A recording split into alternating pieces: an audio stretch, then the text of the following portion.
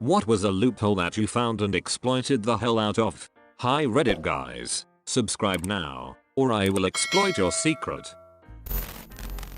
Around 5 years ago I used to work as a sales rep at a cell phone booth. Every new smartphone that would be released, the wireless provider would usually send us a demo unit of that phone with a demo line. The demo line would have unlimited talk, text, and data, but would deactivate after 2-3 months. This was so we could show customers how the phone works with all of its features. One time we got a demo line that didn't expire after the 2-3 months. So my manager at the time told me to use it as my work line. I didn't want to carry 2 cell phones, so I cancelled my personal line and used my work line as my personal too. Fast forward 1 year later, my manager is transferred to another store and we get a new manager. New manager has no idea about my work personal line. I left the company 6 months later with my demo line, and to this day I still use this demo line. Have not had a cell phone bill for over 5 years and counting. Awesome. Basically anyone auditing the books just sees another work line being used and probably doesn't cross-reference the line items to the employees. Good for you. By accident I found a gumball machine. If you turned the dial really slow it would drop the gumball. Then you could dial it back just enough so the next gumball would drop into the tumbler bits. Then slowly dial forward again until it drops, etc. Got about 20 of them and stopped when I realized that I really didn't want to chew that much cheap gum. Ha. Reminds me of my brother and his friend who heard that if you pull a gumball machine off the rack it slides off the change compartment and opens it. So they go to the store and try it. Pulling the gumball machine does not do this. Instead, it opens the gumball compartment and spills all the gumballs on the tile floor. Back when Hollywood Video was around, they would guarantee new releases to be in stock. If they rented out all of their copies in the store then they would give you a voucher for a free rental. I was in college at the time and would go into the store near my college campus at around 10 PM on a Friday night. There was simply no way for them to have any copies left by that time, so I would collect whichever vouchers were available. Rinse, repeat. Cheaper than Redbox. In a similar vein, a Blockbuster Video near my house had a giant gumball machine near the cash that had special gumball-sized plastic orbs that instead had a free movie game rental. So for 25 cents, you had the chance to win a $4.99 rental. Well, this was around for my entire childhood till one day I walked past the machine and noticed it was almost empty, and it looked like the remaining ratio of gumballs to free passes was like 3:1. When they first filled the machine years ago, apparently the employees just tossed all the passes on top and barely mixed it up. I came back with a stack of quarters and $4.10. I got like 17 free rentals and 23 gumballs. The rentals lasted a few months. The gumballs lasted a few days. Back in college we found a loophole with coupons at Kroger for General Mills cereal. If you bought 4 boxes of cereal each box was $1. But if you did the self-checkout you would be printed out a coupon $4 off your next purchase. We used the loophole to buy about 300 boxes of cereal. We only spent $12 on all of it.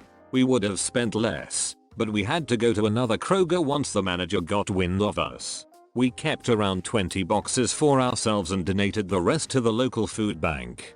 They were so excited when we showed up with 3 vehicles full of cereal. Totally worth the $12 and all the time it took. I think you Robin Hooded Kroger.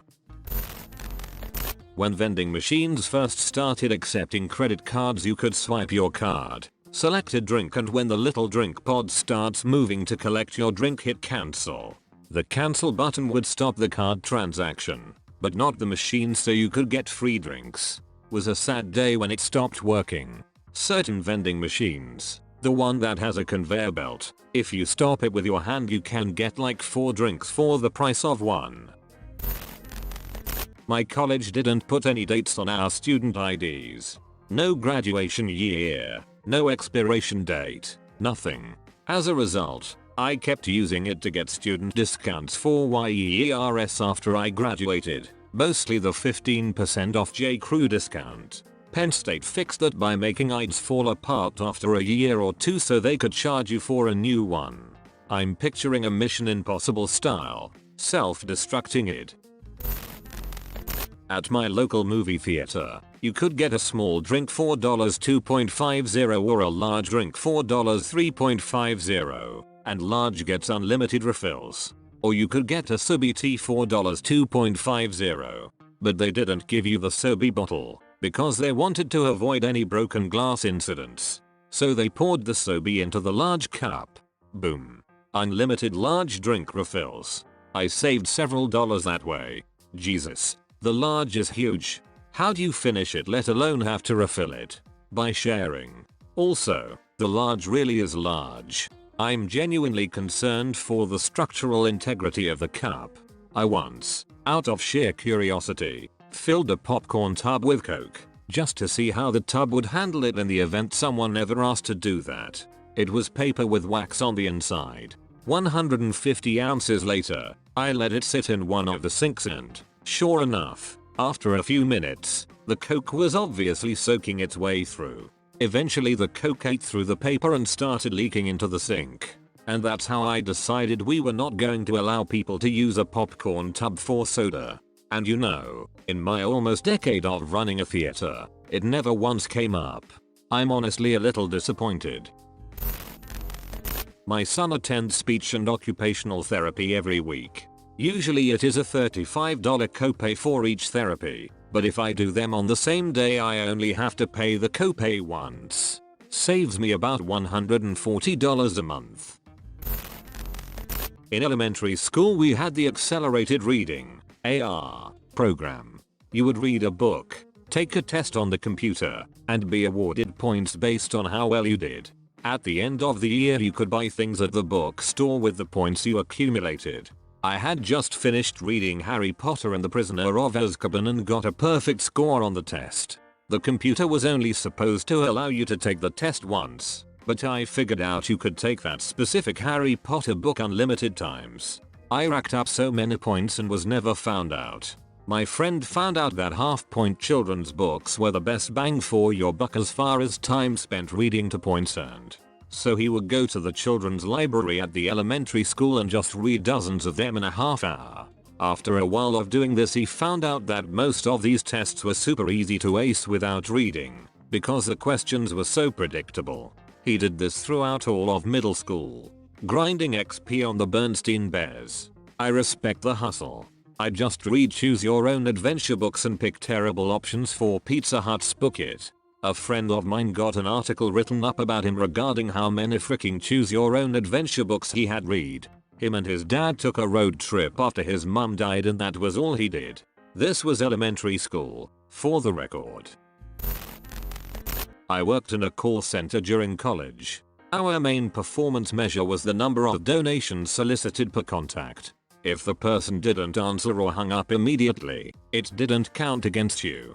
I discovered a bug where, if I blew into the microphone just as the phone started to ring, it would register in the computer system as a no answer and dial the next number. I rode this out for several months before I got tired of blowing my microphone for 8 hours a day and quit. That sounds so boring. A call center job is beyond boring. It is straight up soul crushing.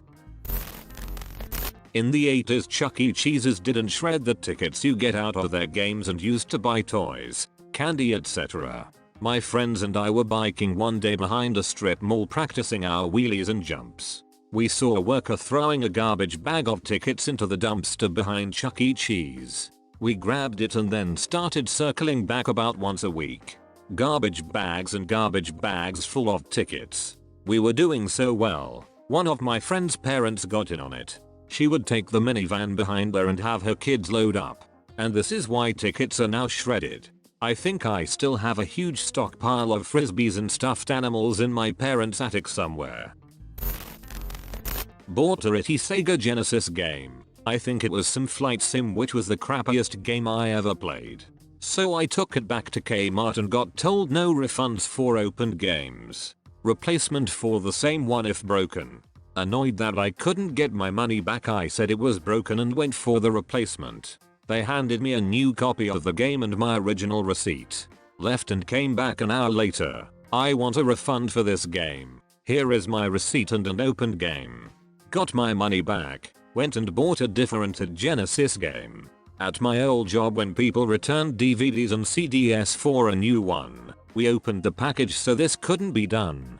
Manager said it was to deter people from copying movies and returning them. With your new one opened, it still can't be exchanged. To clarify, you can only return an open CD or DVD and get the same title in return, also opened. No movie or game switching at all. It's to prevent copying. Unopened, returned DVDs can get a complete refund. I was once the only person to show up to a Microsoft CRM event. Since I was the only person to attend, I automatically won the door prize of a Xbox 360 with a Kinect. The downside of this loophole was 3 long hours of talking with Ms. Product evangelists who were very disheartened and desperate to make a sale. I used to go to Ms. events at my college because they gave away free shrink-wrapped software which I would then sell on eBay. Back when Vista and Office 2007 launched, Ms. did an online event where you watched some dollars dishwater presentations by their evangelists. For each product, there was a simple 2-question answer quiz at the end that if you got correct and put in your response quickly enough, you got a free, shrink-wrapped copy of the ultimate version of Vista and the professional version of Office. It was implied in the blurb that you could only win one or the other, but it turned out there was no mechanism in the system or rule in the terms and conditions that prevented you entering both competitions. So I did win both, and so did many others. I got a free as in greatest copy of Vista Ultimate and Office 2007 Pro. They were marked not for resale, but only on the disc inside the sealed boxes, so of course many people resold them. I used mine though, for years. Okay Reddit guys, subscribe now, or I will exploit your secret.